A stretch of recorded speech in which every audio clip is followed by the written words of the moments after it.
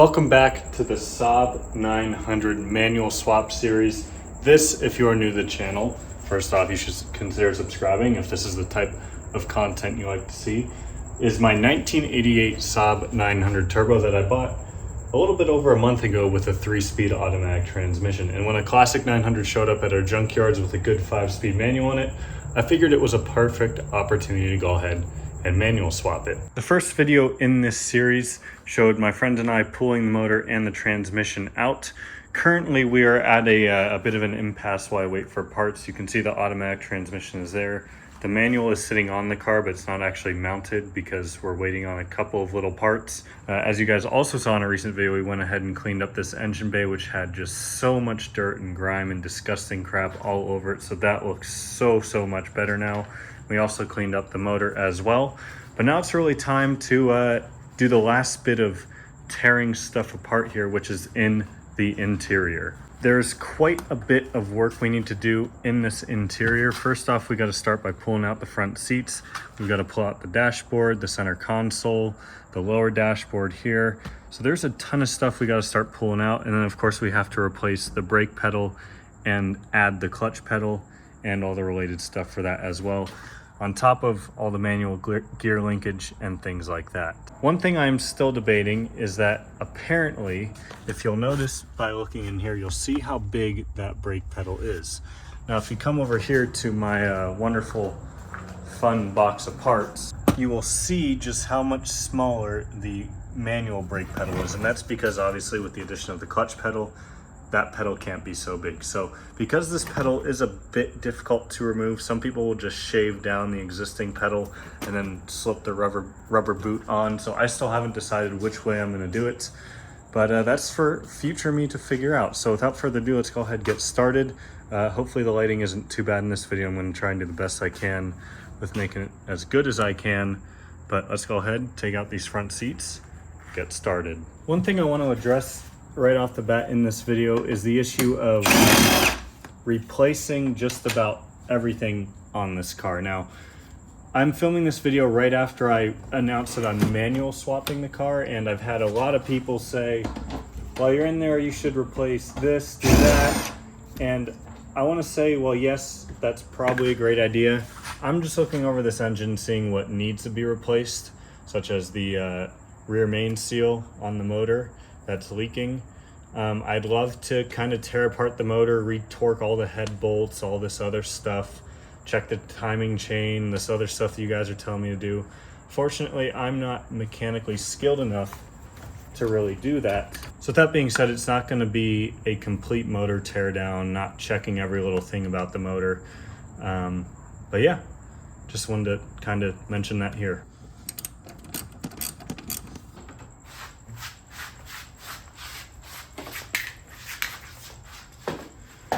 Let's do the same thing on the other side. Well, good news is the connector on this one wasn't even plugged in for God knows what reason, but it's out.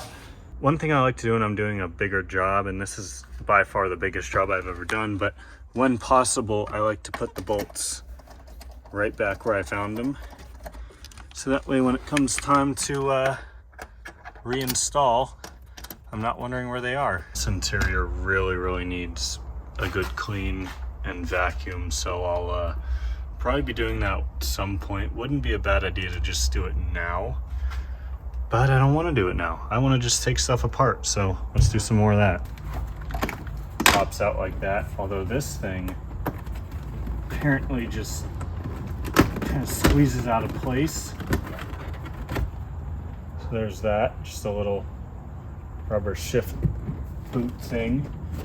Now we need to take our ashtray out, so pull this out. There's actually a little tab you can hold down. That just comes right out, so pretty cool. We have 4 screws right here to actually remove the ashtray itself.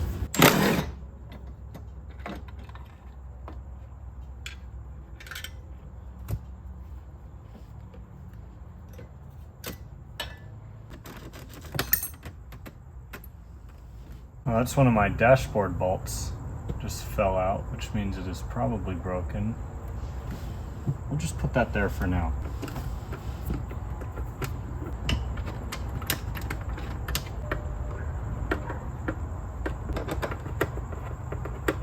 So I think to get this radio out here, I need this special tool that I've seen on the 9.5s where you put the tool in here. You can kind of make it out of like a clothes hanger, and then it unclips the tabs and you pull the whole thing out. I do not have that. My dad does, and he's about 15-20 minutes away, so I guess it's time to take a break and hope that works. So these tools, which just slide in the pins on either side, or the holes on either side of the unit, and I guess it unplugged itself. Huh. Well, that's kind of cool. It's like a hard plug, so I don't have to actually unplug it. But these pins slide in here.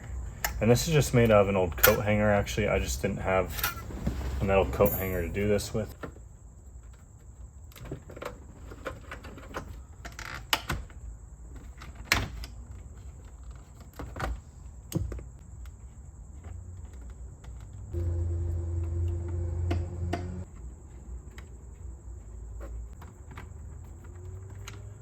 I was gonna write driver and passenger on here, but someone wrote FOR, whatever that means. Maybe that means driver or something in Swedish. And then on this one they wrote pass. So they did that for me.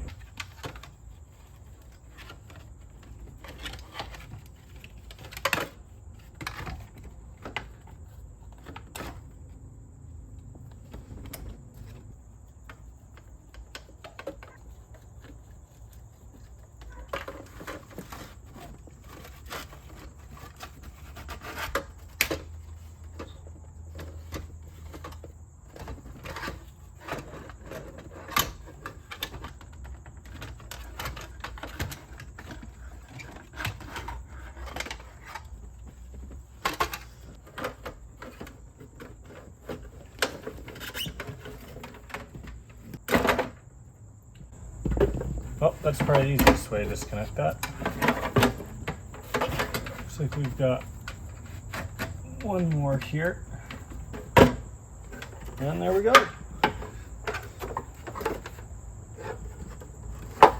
I've got to label some of this stuff, specifically all these connectors. So catch up with you guys in a minute. New day. Let's go ahead, get back to it.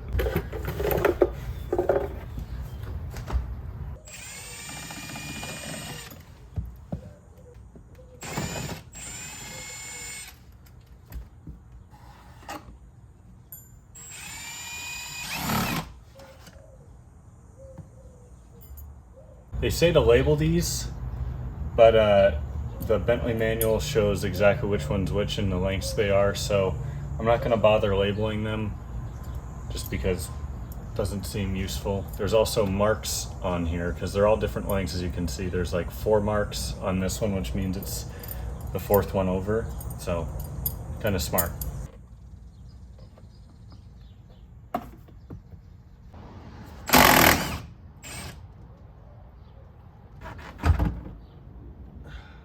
One thing I'm going to do here that I should have done before I pulled it off fully, because there is, on the 9.3s, there's a little cutout in all the splines on the steering column, so that way you can only put the steering wheel on one way. This does not have that, so I'm going to try and mark it with a Sharpie the best I can on both the wheel and the steering column, and hopefully it'll go back on straight. If not, it's not that hard to fix.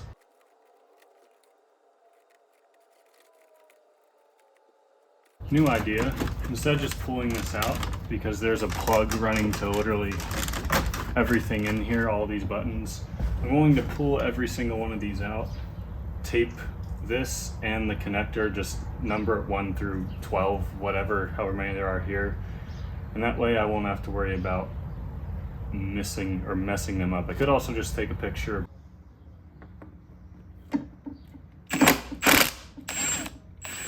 Finally figured out what's holding this lower tan dash in. There's 3 bolts, one in this fender over here, one in that fender over there, and then one right in the middle, kind of where this wire is hanging down.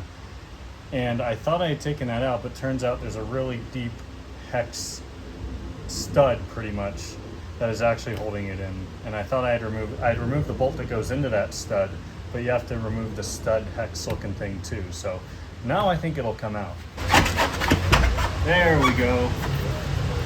I'm also having a hell of a time with the radio up here. So I've been struggling with that for a while, but I guess back to the radio. As I'm thinking about it more, I'm not entirely sure it's completely necessary to take the dashboard and the instrument panel out. Now, this whole thing here is all ready to come out. I mean, I have everything removed. I'm just struggling with the radio, and then after I get the radio, I need to disconnect these. But everything else has been numbered and labeled, as well as the wiring harnesses on this side. So part of me wants to finish taking it out. Part of me wants to just leave it. One thing I do need to remove for sure though is this HVAC ducting, this big black piece going across.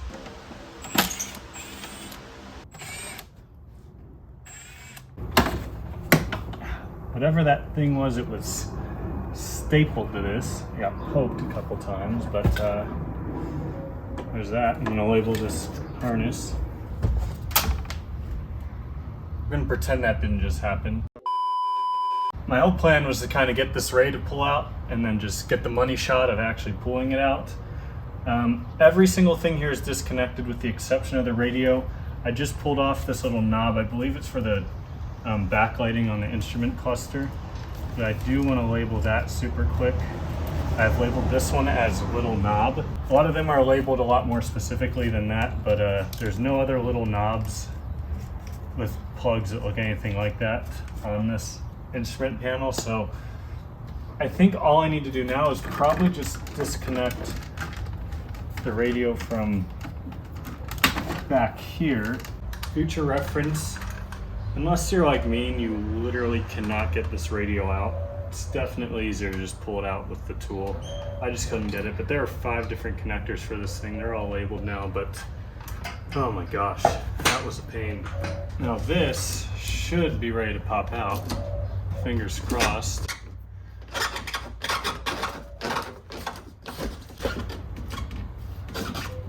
Some wires over here. I think it's for the glove box. I gotta figure that out real quick.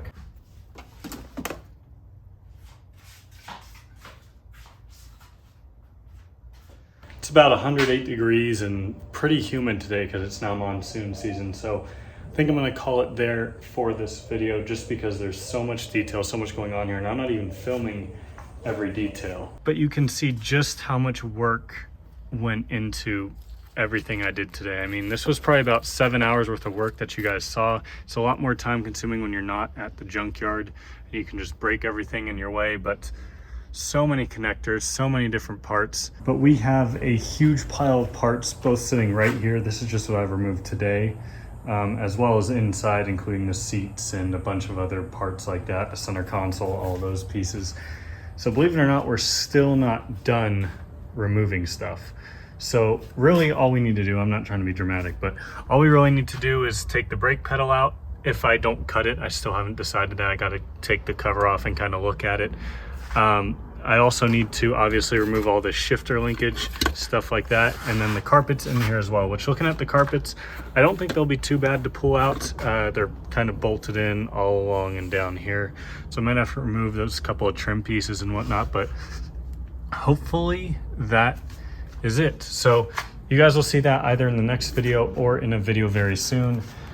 When I first bought this car, and I know how common the cracked 900 dashboards are, I was thinking, yeah, it would be nice someday to fix this cracked dashboard. And well, now that it's out, I figure this is a perfect time to do that. So I'll also be doing a video on that. And I'm saying that only to hold myself to it. So yeah, that's it for today, guys, though. I gotta move all this stuff inside so I can put the car back in the garage. And see y'all next time. Take it easy.